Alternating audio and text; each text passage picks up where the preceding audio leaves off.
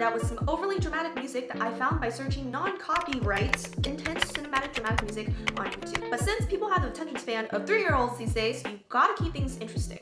Some of you guys probably didn't even make it this far to hear this joke. Anyways, welcome to my channel. My name is Kathleen. I am a fashion, fitness, and figure skating nerd that does videos on this channel. But today I am so excited to announce that I am embarking on a 30-day journey to train like an Olympic elite figure skater to see how far I can get. And to provide some background on my personal skating, I started with zero experience 2 years ago, and I'm classified as an adult figure skater because if you start beyond the ages of like 6, 7, or 8, you are considered old as shit in figure skating.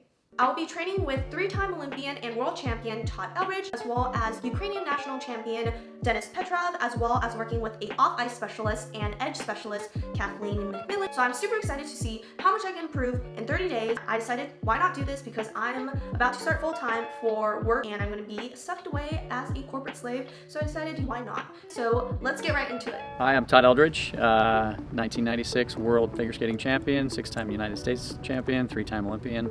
Been coaching probably for about 20 years or so now. It's also rewarding as a skater to be in skating and rewarding as a coach to help other kids achieve their goals and dreams.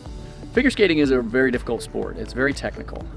There are a lot of different techniques between both jumps, spins, and all the different facets of skating that make it a very intricate and difficult sport to master, and you probably never will master. Okay, crash course. There are 4 disciplines. The first one is the one I'm tackling, which is lady singles, which consists of 1 skater and you perform spins, jumps, and step sequences, aka choreographic moves in between, like the legendary Kim is doing here.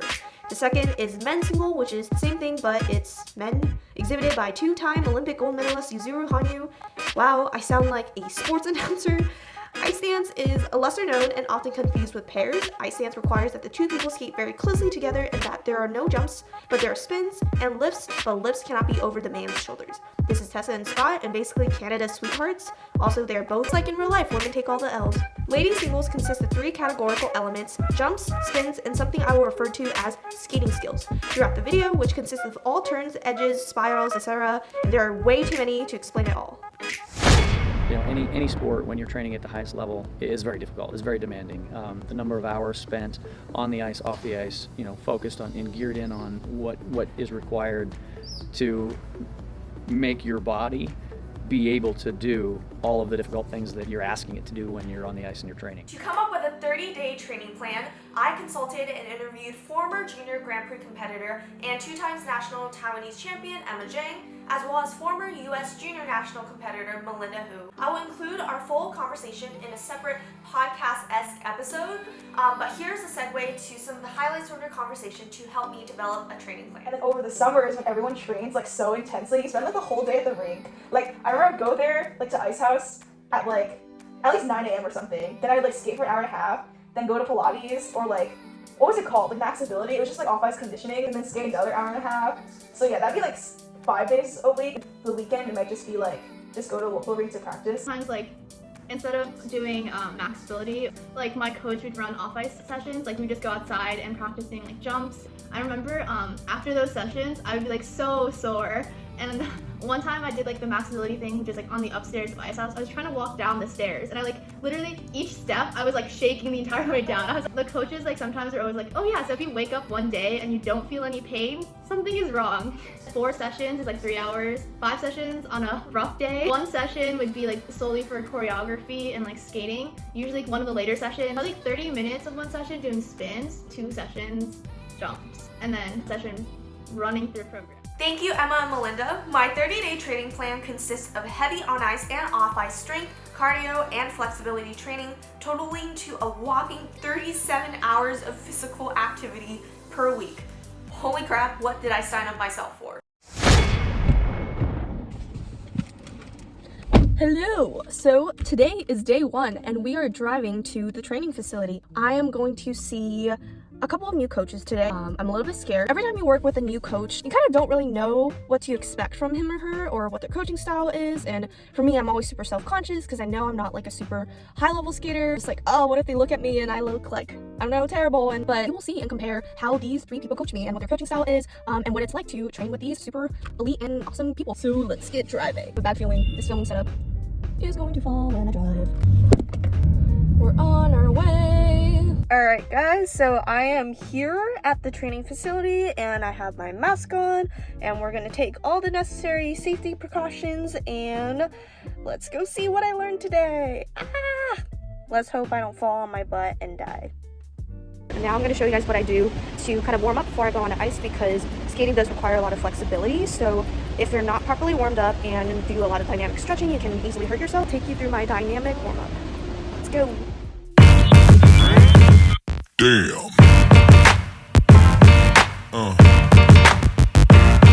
Yeah. Yeah.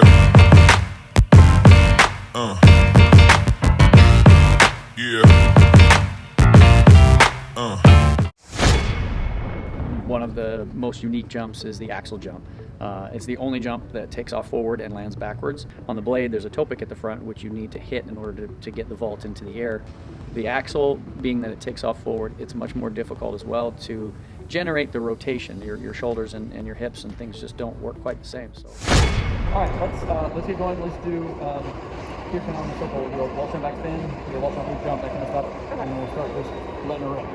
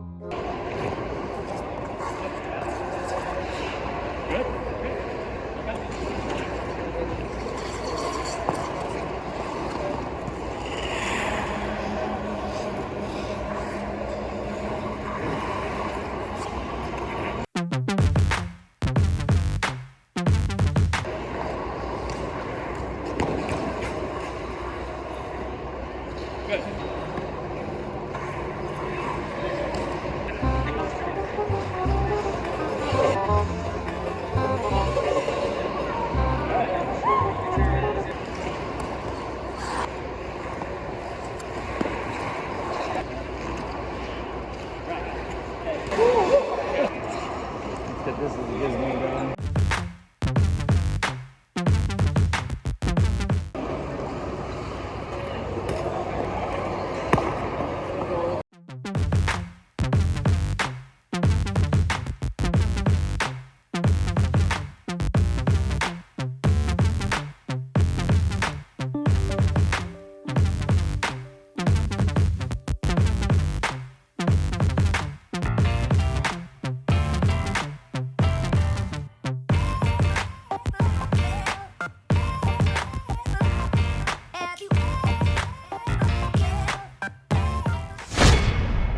This is outside edge, this is inside edge. So this is where we're gonna work today, okay? We're gonna work a little bit navigation into the axle. First exercise.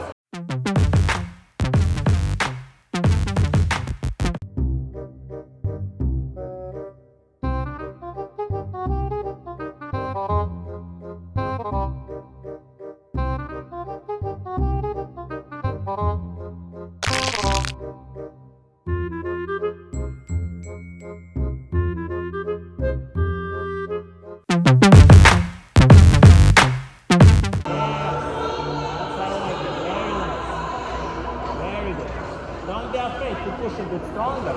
See basically what happens. You start to get a bit deeper, right?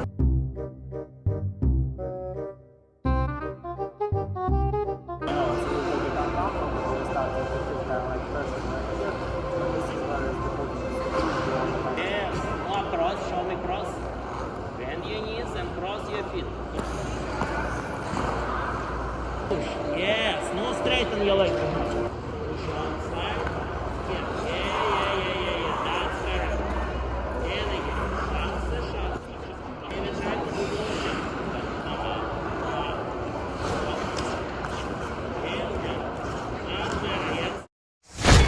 So I just finished 4.5 hours of training. Today was good. Sometimes it can be a little bit discouraging because just like your coach tells you to do this thing and it's just like you can't do it and you're just like, my backspin is getting more on the right side. I'm getting more used to the rotational force of the axle. Hopefully the axle comes soon. Okay, I'm gonna eat my banana because I'm hungry. I really enjoyed working with both Todd and Denis, but they're very different, and you can definitely already tell kind of the difference between American coaching style and a Russian or Ukrainian or just anywhere from the Slavic region. When you work with a Russian or Ukrainian coach, they have already pre-analyzed the shit out of you, and they want you to learn their technique, and they already know like all the things that are wrong with you, and they're very, very strict about technique, which is really good. American coach is in general more like you build your own skate, and they kind of teach you what you want to learn. I think a combination of both is so good. Yeah, let's see how we do in fair in week 2. It uses your entire body. I kind of correlate it to if you take a ballet dancer and you take a gymnast and you put them together, it would probably create a really great figure skater. You know, it's very athletic, but it's also an art form at the same time. So currently on this session, I'm going to be practicing a lot of my edges. That's actually super important. What I learned is that like what makes skating beautiful is not necessarily all like the triple jumps and the spins and all the flashy stuff, is all the connecting stuff in between. Like even if you can do those things and you can't have the skating skills, you still look really bad.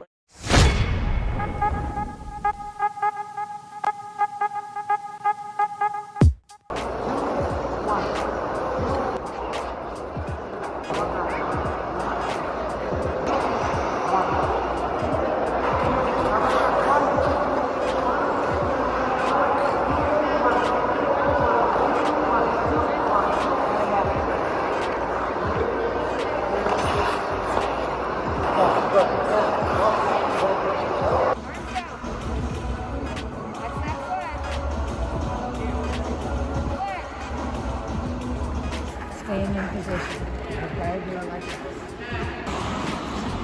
Bring your toe in and lift your left hip up. Hey guys, so we are currently about at the 2-week or halfway point, so I just kind of want to talk to you guys about how I'm feeling in terms of kind of training my axle, which is probably one of my biggest goals right now. I worked with Todd on the pole harness. So I actually never been on a pole harness before, and if you watch my video, it's like the thing that the coaches pull you on so you get more height so it can rotate longer. So I was so excited to be put on that and to finally actually feel what 1.5 rotation feels like, and I shit you not, it feels so fast, like you're spinning so fast in the air and rotating so fast and your body is just so tight. My original goal was to just kind of focus on working the double sow, but Todd recommended that I actually start working on my double toe and my double sow at the same time. In terms of my spins, I hate practicing my spins, not gonna lie. Spinning is probably one of my least favorite things. I don't know why, but I do feel like my layback spin, the one where you lean backwards and spin and almost feel like you're about to die, is feeling a lot more comfortable, and the position's looking a lot better. I'm leaning back more and less scared of falling backwards, which is good. My camel still needs a lot of work. I feel like that one's just like really tough for me for some weird reason. Backspin is feeling still a little bit iffy, but a lot more comfortable staying on the right side, doing a lot more revolutions. My skating skills are also coming along a lot better, and surprisingly, a big chunk of my lessons with Denis, I worked with him again just yesterday and actually worked on a lot of my skating skills with him because he is so adamant about refining that technique and really being able to get a good edge before I attempt any of my jumps. So I told him my goal was the axle, but we actually never really attempted an axle on ice. Rather, it was him like breaking it down and saying, okay, your front outside edge needs to be really strong and your back outside edge. So we did a lot of crossovers, which I definitely need so much help on because I literally feel like I'm gonna die every time I cross my feet. So that has been super helpful. He's been really like pushing and twisting my body. Mentally, it's been a little bit tough training that many hours. I do feel really fatigued because sometimes I feel like I'm making progress, things are great, but other times and nothing really feels right, and you do feel a little bit discouraged. So I try not to let myself feel that way. This project is just kind of all about, you know, how much I can personally improve. I'm not really trying to compare myself to any other person, whether it be another adult skater, a regular skater, Olympic skater. I just want to see how much I can personally push myself and push my own body to see the things that I can achieve. All right, so what is off-ice training? So I also had to do a lot of training on normal land. So I did my axle a lot off the ice, which is just practicing the jump technique on land. Yeah. Also a lot of box jump drills to train one leg strength. Yeah. For flexibility, flexibility, I stretched for an hour every day. Dancer pose is a classic. This high leg hold thing, which is a spin position on the ice, but I legit cannot get it all the way up. Hamstrings, inner thighs. My inner thighs are so bad. They're probably one of the least flexible areas in my body. IT band stretch because I'm always super tight there. Hip flexors for those on ice lunges. Middle splits. My middle splits are horrendous. I've been trying to get them down for forever, but I just literally cannot. Butterflies for hip turnout and front splits. One of my sides is really bad because I pulled my left hamstring before, so that side is always way worse than the other side. For cardio, I ran a lot on the days I didn't train at the rink and did a lot of stairs, but I didn't film most of that because one, I looked like I was dying probably, and two, it was boring. I'm here today with my amazing friend Lucy Ma, and Lucy is a power lifter and she's super awesome. Today we're going to learn from Lucy some advice on strength training. Hi everyone, I'm super excited to be here. My name is Lucy and I'm currently at Stanford pursuing medical school. My history in fitness is that I started as an athlete in ping pong and I did a lot of kind of cardio based as well as endurance work. Yeah, so go ahead and set up. You may basically have your feet planted shoulder width apart. So now you want to kind of lower your hips and straighten out your back. You kind of want to like almost have your back like rolled back a little bit because right now you're a little bit arched. So you want to roll it back a little bit and then, yeah, there you go. And then look up and then flatten your back a little bit. Yep, there you go. Awesome. Yeah, so then basically drive your hips down a little bit more and then, yeah, there you go. There you go. Very nice. And then now just now lift up with your legs. So really try to just lift up, drive up with your legs. There you go. Really like show your stance right now is pretty good. So you want to roll your shoulders back, but kind of set them down. You don't want to roll it back so that your back becomes arched. Tilt your hips a little bit forward. Try going straight down. So bending your legs a little bit and then going back down. There you go. There you go. Nice, nice. All right, and then tighten back up. Really active. There you go. Wow, that was really good. Nice. So I think things to keep in mind when you're squatting. So one is really tighten your lower back. Okay. So basically you're squeezing your lower back and your trapezius and your scapula together. Tilt your pelvis a little bit. So almost kind of like you're squeezing your butt inward, like you're kind of trying to shrink your butt. There you go. Deep breath in, like, and then you would hold it in your belly and then you would just squat downwards. Yeah. There you go. Nice. There you go. And then up. Okay. And then drive up. There you go. That was great.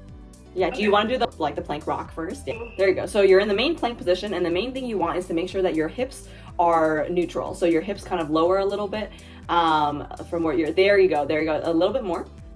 Yeah, perfect. Love it. I love it. Yes. And and if you can, try to keep your legs more straight. That way it really concentrates what is contracting, what's stabilizing you throughout all of this is your core. Go on your forearm. You would just have your, you'd be lying on kind of like the outer side of your foot on the same side. There you go. And then just lift up.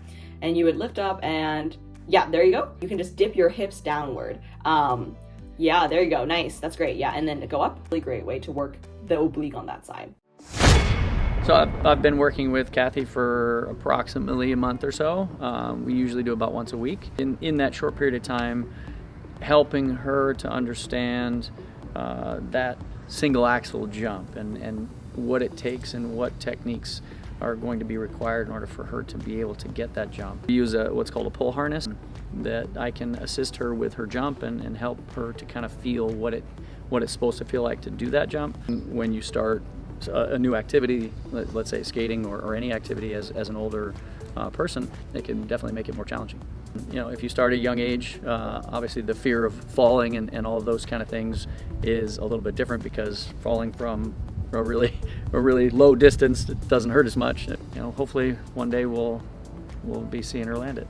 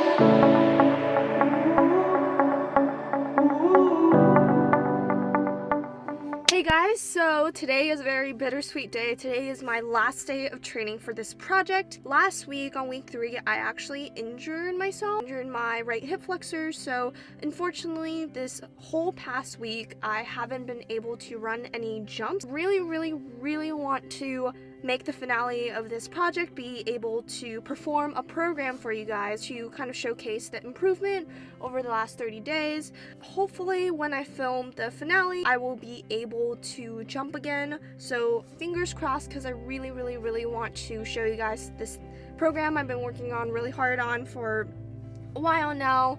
I'm just so grateful to be able to have the resources and the opportunity to pursue this project, able to learn from such amazing professionals, have a safe facility to be able to practice and train in. So for all those things, I'm super grateful, and I think that I feel like not only have I gotten physically stronger throughout the last 30 days, but also mentally stronger. When you keep falling, but you just have to get up and keep trying, and I felt like that's what I have learned the most, and not to compare yourself with anyone else but you.